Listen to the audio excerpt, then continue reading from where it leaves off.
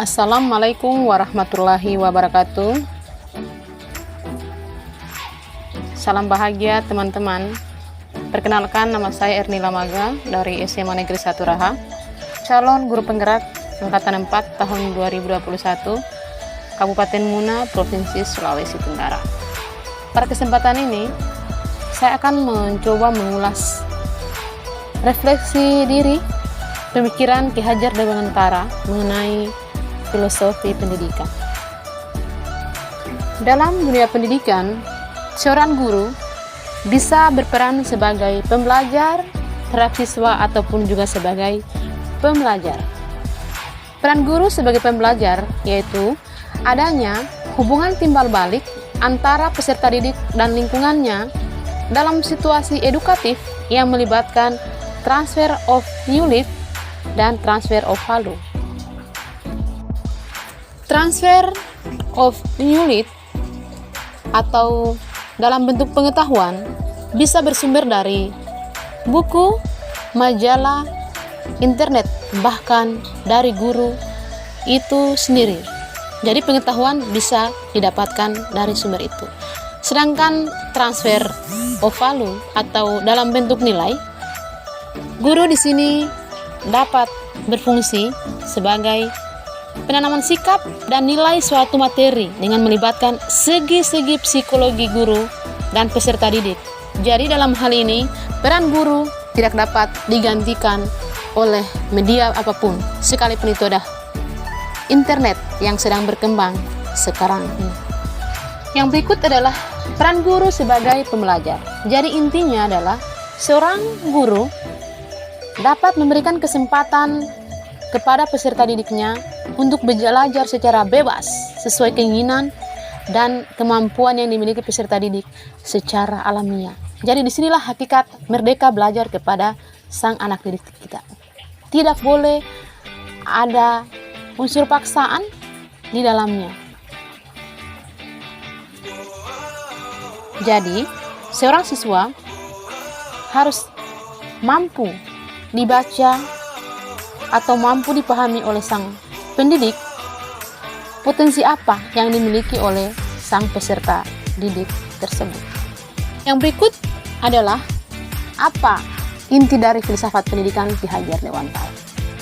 Yang pertama, pendidikan adalah tempat persemaian benih-benih kebudayaan yang hidup dalam masyarakat kebangsaan. Jadi, antara pendidikan dan kebudayaan tidak bisa dipisahkan karena pendidikan merupakan landasan pembentukan peradaban bangsa. Yang berikut adalah adanya perubahan. Jadi, kebudayaan dan pendidikan itu selalu berubah-ubah. Pendidikan dan kebudayaan tidak boleh terisolasi. Tidak boleh bersifat statis, harus bersifat dinamis. Ini terjadi karena seiring dengan perkembangan zaman. Jadi zaman berkembang, maka pendidikan juga harus mengikuti perkembangan zaman agar tidak ketinggalan. Jadi itulah hakikat dari dinamis atau adanya sebuah perubahan.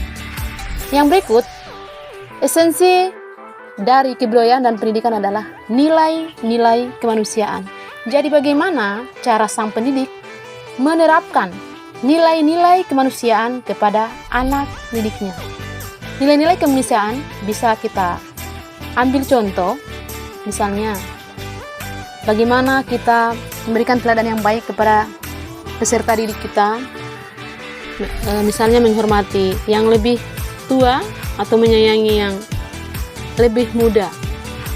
Contoh yang berikut adalah jika ada siswa yang memerlukan bantuan atau ada temannya yang memerlukan bantuan, kita arahkan bagaimana sang peserta didik kita dengan ikhlas dapat membantu teman tersebut. Jadi di sini ada namanya nilai gotong royong dan pada saat ini ada dicantumkan atau tercantum di dalam profil pelajar Pancasila.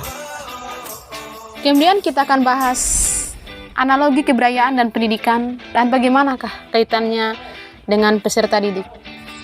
Di sini saya menganalogikan peserta didik dengan tata surya. Jadi, anggota tata surya itu berputar mengelilingi sumbunya atau mengelilingi porosnya dengan waktu dan kecepatan yang berbeda-beda dengan orbitnya masing-masing. Misalnya, bisa saja Merkurius berputar dengan waktu yang tercepat. Tapi, bagaimanakah dengan planet Mars atau dengan planet Saturnus? Apakah sama? Tentu saja tidak sama. Jadi, begitulah sang pendidik melihat pemetaan kepada peserta didik.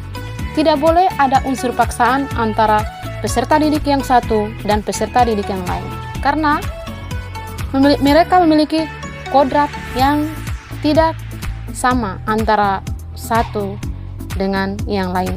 Jadi sekali lagi disinilah hakikat merdeka belajar kepada sang peserta didik. Yang berikut adalah relevansi atau keterkaitan pemikiran Ki Hajar Dewantara terhadap transformasi pendidikan.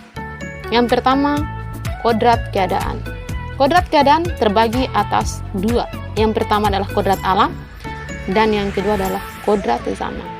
Pada kodrat alam, peserta didik hidup dan berkembang sesuai dengan alamnya masing-masing. Misalnya, di negara kita Indonesia berbeda dengan di negara barat.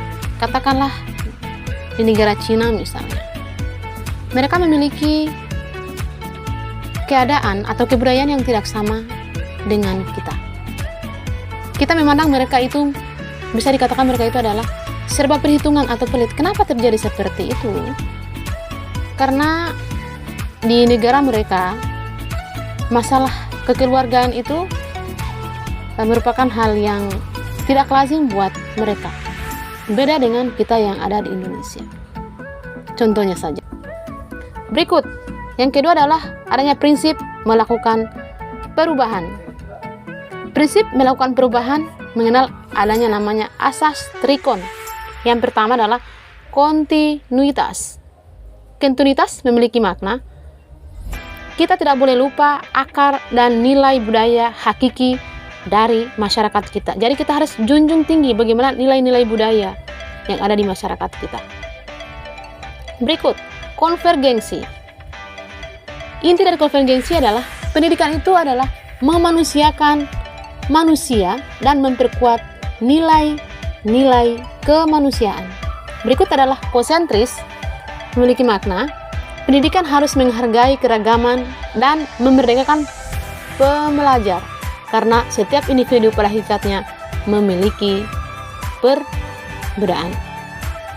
Seperti analogi yang saya contohkan tadi, sebagai kesimpulan untuk ulasan saya pada kesempatan ini, mengenai filosofi pendidikan, kaitannya dengan pandangan Ki Hajar Dewantara adalah yang pertama, pendidikan itu harus menghargai adanya keunikan atau adanya keragaman.